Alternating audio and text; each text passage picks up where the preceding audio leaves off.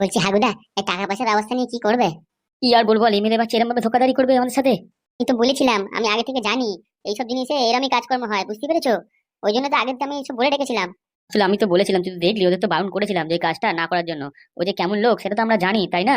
আমরা যেটা জেনে শুনে কাজটা করলাম না গো, আর ওরা সেই কাজটা আপনি হাতে নিয়ে নিল। লে, বুঝতে পারেনি গো, ওরা বাচ্চা ছেলে তো, বিপদের সময় টাকা পয়সার জন্য যেরম ভাবে বলেছে সেরম ভাবে বুঝে গেছে। তো এই পাদুর জন্য ঝামেলা থেকে যাতে বেরোতে পারে, ওর জন্যই তো কাজটা করতে চাইলো, নাহলে কি আর করতো? এটা তো করার ইচ্ছা ওরও ছিল না, শুধু করলো ওই টাকাটার জন্য। এখন ওই টাকা চাইতে গেলে কেমন বললো, ওদের নাকি চিনতেই পারছে না। কিরকম কথা বলে হ্যাঁ ওই বুড়ো শালা, তাহলে ভাবা যায়? শালা কিরকম শয়তান বউ রে! হ্যাঁ, এমএলএ ঘরেই রয়েছে, আবার কি এমএলএ ঘরে আসেনি? হ্যাঁ, আর এদেরকে বলে পুলিশ দিয়ে কেস খাওয়াবে। আমারই আবদার পেয়েছে তো কি আর বলবো। হাগুদা আর ফুটো দাই, তোমাদের জন্য আমি চুপচাপ আছি, নাহলে এতক্ষণে এমএলএ ঘরে গিয়ে এমএলএ গলায় একবারে পা দিয়ে দিতাম। যেরম হোক করে ওই এমএলএ এর ব্যবস্থা করতে হবে কিন্তু হাগুদা, কোনো রকম ভাবে ওর বউকে কিন্তু এমএলএ হতে দেওয়া যাবে না। তো নাদন তো প্ল্যানটা করেছে। সত্যি? নাদন ওখান থেকে বেরিয়ে নাহলে আমার সাথে যোগাযোগ করলো? তুই একটা সমস্যা যাচ্ছে না, তারপর আরেকটা সমস্যা। আমি তো বুঝতে পারছি না ওই কালনাগিনীর কাছে কি করতেও গেল। করার নেই, ওই বিষ দিয়ে বিষ তোলার ব্যাপারটাই কাজে লাগাবে। এরকম ভাবে তো হবে না, আর নাদনের যা মাথা গরম, ও তো থাকতে পারেনি। এটা কিন্তু ঠিক। ওই এমএলএ বউ আর ওই কটকটি বাচ্চা, তিনজনকে সাহায্য করতে হবে। কটকটি এত বড় হাসপাতালে ওই এমএলএর সাথে গিয়ে যোগদান করেছে আবার। কোনো বলছি ওইসব ঝামেলা ছেড়ে দিতে বলো, বুঝতে পেরেছো?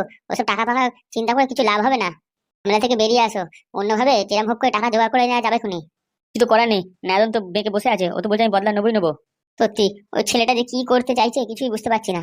আর নাগর বেগম তো স্বীকার করেছে যে পাদুর ওই চাকরির ব্যাপারটা যেটা হোল্ডে ছিল ওটা ওই করেছে, আর ওর ডিভোর্স পেপারটা ওই সাহায্য করে দেবে।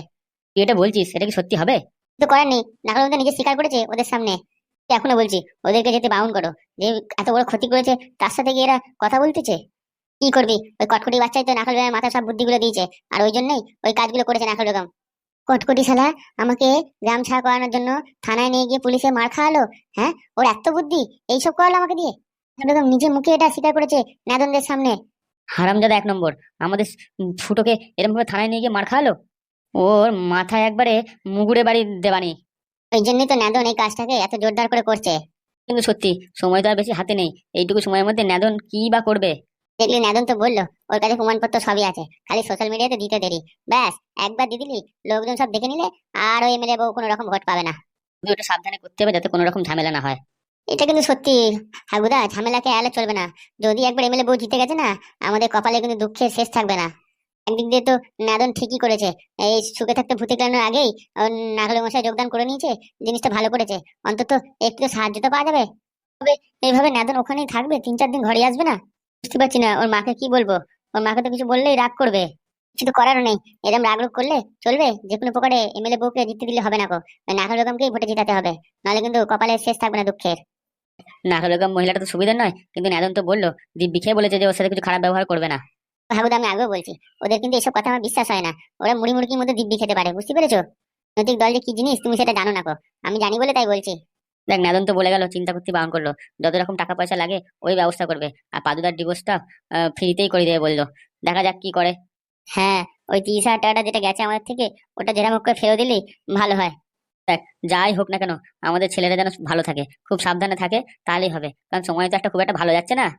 একটা শেষ হচ্ছে ঝামেলা, একটা শুরু হয়ে যাচ্ছে।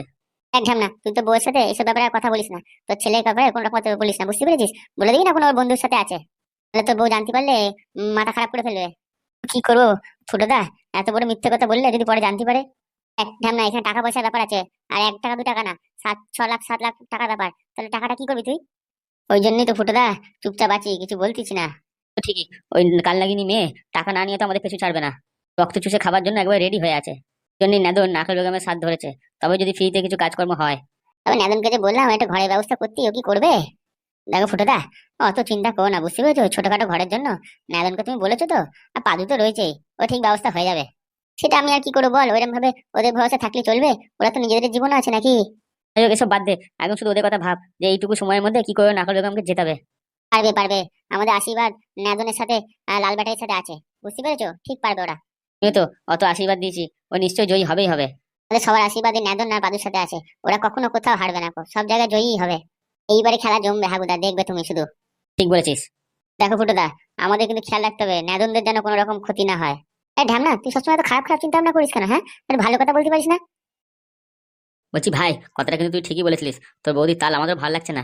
সত্যি আমরা বুঝতে পারছি না তুই যে বলছিস কি যে বলছিস। আমার তো মনে হয় বৌদি ঠিকই আমাদের দিয়ে কিছু মিথ্যে কাজ করাচ্ছে। গেছিলাম ওর সাথে অনেকদিন ধরে প্রেম করছি, আমি জানি ওকে অনেক ভালো মেয়ে ভাবতাম। আমিও চাই ভালো হলেই ভালো, যেরকমটা বললাম ওরকম হলেই হয়, কোনো রকম আফসোসের দরকার নেই। তো এরকম ভাবে নাটকের কথাবার্তা বলে যদি আমাদের মনটাকে এরকম মাটিতে মিশিয়ে দেয়, সেটা কি ভালো হবে বল? তুই চিন্তা করিস না, আমার বিয়েটা একবার হয়ে যাক না, তারপর তোর বিয়েটা ওই হয়েই যাবে। হ্যাঁ, ওই কথা বলে বলেই তো আমার জীবনটা শেষ করে দিচ্ছ। জীবন শেষ মানে? ওকে আর কি বোঝাবো, কি যে কষ্ট হয় আমার রাতে, কান্নায় পুরো ফেটে পড়ি আমি একবারে। কিন্তু আমার মাথা এটা কাজ করছে না যে দাদু সব টাকা সুদের ব্যবসা এরকম ভাবে লাগিয়ে দিল। ওর দাদু যে কিরম হাড় কিপটে, সেটা তো তোকে বললাম। আমি এবার কি বলবো তোকে, কিছুই বুঝতে পারছি না। কিন্তু ঠিক, তুই কিন্তু আর টাকা পাবি না, বলে দিচ্ছি। তোর দাদু যদি সুদের ব্যবসায় এরকম টিকে থাকে তো। তুই তুই এরকম আবার কথা, এরকম কথা বলছিস কেন? পায়েল তো রাজি হয়ে গেল, বললাম তোকে বিয়ে করতে হবে। আমি তোকে বলেছিলাম যে পায়েল কিন্তু অন্য ছেলের সাথে দেখাশোনা করছে দাদু, তোর সাথে বিয়ে দেওয়ার ইচ্ছা নেই। তুই জিজ্ঞেস করলি তো, বললো তো হ্যাঁ। সেটা তো আমি নিজে শুনলাম, কিন্তু দাদুটা তো এরকম ছিল না। রাজি তো হয়ে গেছিল, হঠাৎ করে এরকম হয়ে গেল কি করে? তুই বুঝবো বল? দেখা সাক্ষাৎ কথাবার্তা সবই তো করছে, কোনো রকম তো অশান্তি কিছুই করছে না। সত্যি এরকম নাটক খেলবে কোনোদিন বুঝতে পারিনি। একবার ওই 30,000 টাকা পাওয়া লাইনটা হয়ে গেলে ব্যাস, ওদের দেখবি আসল রূপ দেখা দিয়েছে তখন। তুই তুই ঠিকই বলেছিস, আমার মনে হচ্ছে একবার ওরা 30,000 সেটেলমেন্টটা হয়ে গেলে আমাকে লাথি মেরে খেলাই দেবে। শোন, আমি কিন্তু তোকে আগে থেকে সাবধান করে দিচ্ছি, কথাটা মাথায় রাখ। দেখ ভাই, তুই আর এরকম উল্টোপাল্টা কথা বলিস না। আমি সত্যি কথা বলেছিলাম, তোকে তো বলেছিলাম বৌদির কাছে তুই সব সত্যিটা জানতে পারবি। আর জানতে পারলি তো, বৌদিকে নিজে মুখে জিজ্ঞেস করলি, বৌদি নিজে মুখেই তোকে বললো যে দাদু ওর জন্য অন্য ছেলে দেখতেছে। তুমি একটা তো বড় ভুল কাজ করে ফেললে, বৌদিকে এরকম ভাবে ডাইরেক্ট বলে দিলে। এটা কি ঠিক করলে? আরে তো আমি কি করবো, আমার মনের ভেতর কেমন হচ্ছে তুই বুঝতে পারছিস, আমি জিজ্ঞেস করবো না? আর যে কত শেখাবো গুরু তোমাকে, তোমার মাথায় কিছুই ঢোকে না কো। এখন ওসব শুনে কিছু লাভ নেই, কি করতে হবে সেটা বল। ও যদি ওই 30,000 টাকাটা পেতে থাকে না, আমি আমার জন্য কিছু ভালোবাসা মনে থাকবে না, এটাই বুঝতে পারছি আমি। মাঝে মাঝে আমারও একটা সন্দেহ হয় ওর কিছু কথাবার্তা শুনে, কিছু ঠিক সঠিক বুঝতে পারি না। শুধু কাজের কথা খালি বলে যে কি করে উকিলের সাথে দেখা করবো, কি করে টাকা পাবো। আমাকে তো ভালোবাসার কথা তো কিছুই বলে না কো। দেখো গুরু, আমি তো জানি পায়েল বৌদি কিন্তু ঠিক একটা সুবিধা মনে হচ্ছে না, যখন তখন তোমাকে ধা মেরে পালাতে পারে। তুই তো ঠিকই বলছিস, যেরাম হোক করে আজকালের মধ্যে ওই পায়েলকে বিয়ে করতে হয়, বুঝতে পারলি? তো বলবো আজকে বিয়েটা করে ফেলাও, নাহলে কিন্তু যখন তখন ও মেয়ের মন ঘুরে যাবে, তোমাকে লাথি মেরে কোনো ডক্টর ইঞ্জিনিয়ারে কোলে গিয়ে বসে থাকবে, কাঁদতে কাঁদতে মরে যাবে। জল এত বেরোবে না তখন বুঝতে পারবে। এত বড় সাহস ওদের! হ্যাঁ ম্যাডাম, আমি কত করে ওদেরকে বললাম যে নাকাল বাগা ম্যাডামকে চিনিস না, ওরা কিছুতেই শুনছে না। হ্যাঁ, তো কটকটি তো ওখানেই ভালো লাগবে, তাই না? এতদিন আমার ঘরে খেয়ে পড়ে বড় হয়ে এখন আমি একটা কাজ করতে পারিনি, দেরি করতে বলে অমনি ওই ঘরে থেকে বসে পড়েছে। এবার খালি আমি জিতে যাই, তারপর দেখাচ্ছি মজা ওর। হ্যাঁ ম্যাডাম, কালকে ভোটেতে আপনার জেতা কনফার্ম করে দেবো আমি একবারে। কি বলছো তুমি? ম্যাডাম, আর বলো না, টেনশনে আমার মাথা কাজ করছে না গো। আমার ঘরে একটা আছে শুয়োর, ওর জন্য তো আমার মাথা পুরো খারাপ হয়ে গেছে। ম্যাডাম, এবার কি হবে তাহলে? আর হবে, এই একটা ভুলের জন্য, ভুলভাল খবরের জন্য সব শেষ হয়ে গেল। মাথা কাজ করছে না, কি করে ওদের নামে খারাপ জিনিসটা রটাবো আমি। এমএলএ কে খুঁজে পেল না, তারপরে এরকম কথাবার্তা। ম্যাডাম, ইমেলে তো কিছুই খবর পাওয়া যাচ্ছে না একেবারে। তাকে তো বললাম যে তো ঘরে গিয়ে চারধারে গিয়ে দেখো যে কিছু করতে দেয় কিনা, এমএলএ ঘরে আছে কিনা। পুরো ম্যাডাম, আমি লোকজন লাগিয়েছি, লোকজনও কিছু খবর দিল না যে দেখা যাচ্ছে কি দেখা যাচ্ছে না, ঘরেতে নেই। ওর বউকে শুধু দেখা যাচ্ছে। আমার মনে হচ্ছে ও এখন লুকিয়ে আছে। দেখুন, সবকিছু পেছনে কিন্তু বউয়েরই হাত আছে। আমি বলছি, যেটা শোনা যাচ্ছে সেটাই বলছি। হ্যাঁ হ্যাঁ, আমি জানি ওর বউটা কত বড় শয়তান, লোকের কাছে ভালো সাজার জন্য যা খুশি তাই করছে। কাছে তো কটকটি রয়েছে বুদ্ধি দেওয়ার জন্য, ও ছাড়া কেউ পারে না এটা করতে। হট করে এই কদিন গিয়ে কেমন যেন কত বুদ্ধিমান হয়ে গেছে ওখানে, আমাদের এখানে কিছুই কথা বলতো না। ও খুব চালাক ছেলে, কখন কি কথাবার্তা বলতে হয় সব জানে, কাকে কি বুদ্ধি দিতে হয় সব বুঝে ও। ওর তো মুশকিল হয়ে গেছে না, আমার ব্যাপারে তো সবকিছু জানে ও, ওই জন্য তো সবকিছু বলে দিচ্ছে ওখানে গিয়ে। আমি তো ওটাই বলছি ম্যাডাম, কটকটি ভালো মতো প্রচার করে দিচ্ছে, বুঝতে পেরেছেন? গ্রামের মধ্যে কি যে হবে কিছু বুঝতে পারছি না আমি।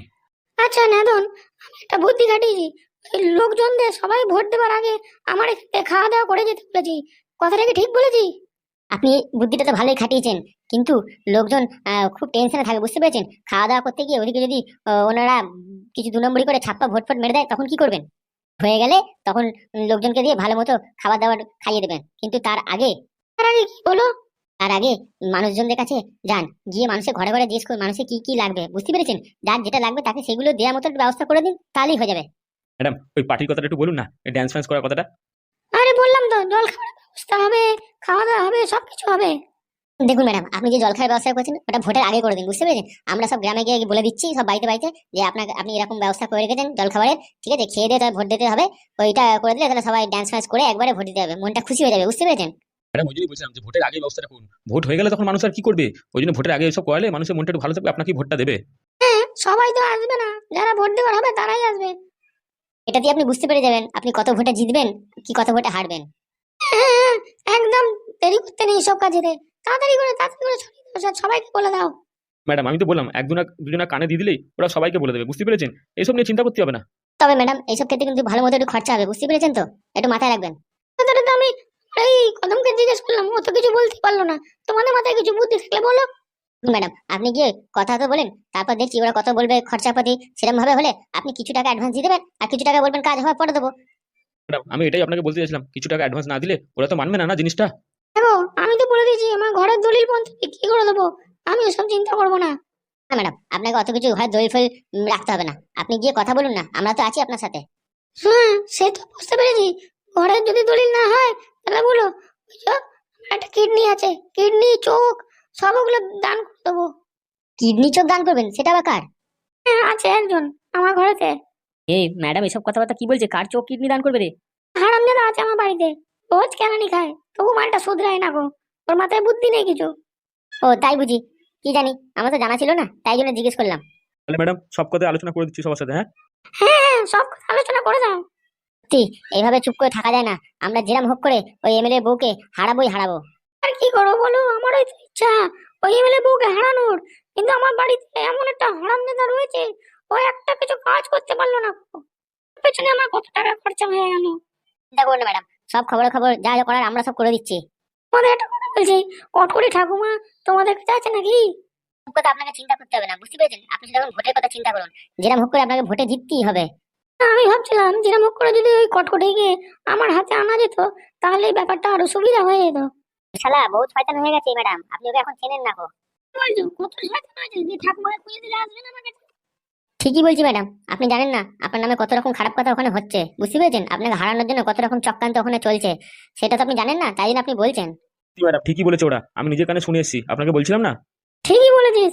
একবার ভোটে দিতে যাই নেদন, তারপর দেখবি কটকটি ব্যবস্থা আমি কি করি। ওর আপনার নামে বদনাম করাটা খুব একটা কিন্তু ভালো হয়নি, ওর এই যোগ্য জবাব কিন্তু আপনাকে দিতেই হবে। জানি আমাদের বুড়োটা কোথায় গেল, রান্না বান্না করলো কি করলো না, খিদে পেট জ্বলে যাচ্ছে একবারে। বলছি নেদন, তোমরা দুজন আজকে আমাদের বাড়িতে খেয়ে যাও, বুঝতে পেরেছো? যা রান্না হচ্ছে দেখো। কি রান্না হয়েছে আপনাদের? ভালো মন্দ রান্না হয়েছে তো? এই দুপুরবেলা খাওয়া দাওয়াটা বুঝতেই পাচ্ছেন।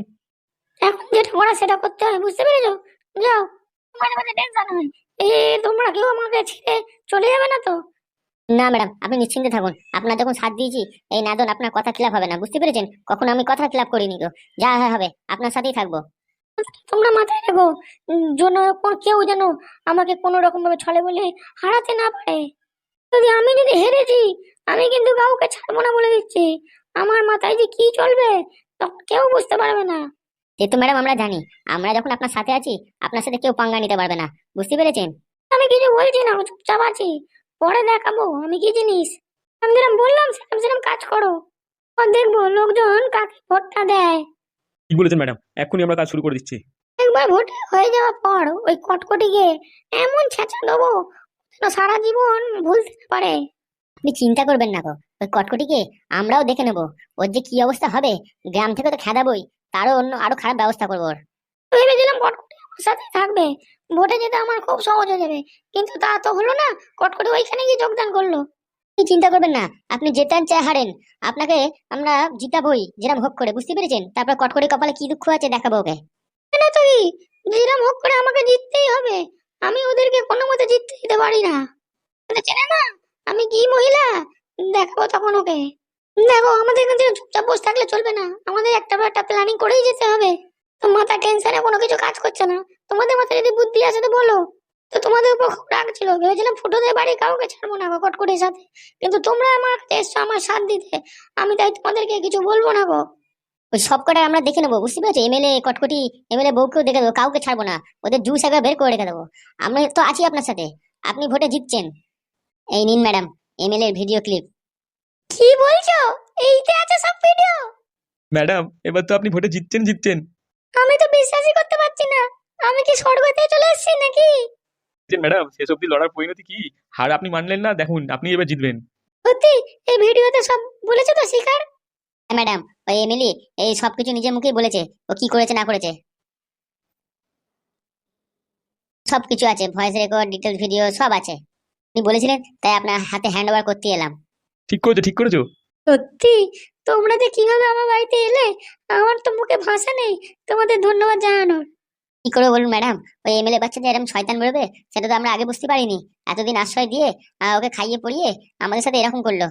উনি যেখানে লোক পাঠিয়েছিলেন আপনাকে তো বললাম, আমরা সবই খবর রেখেছিলাম। সত্যি ওখানে কাছাকাছি গেছিল আমার লোকজন গো, কি ঠিকই বলেছিল আমাদের লোকটা।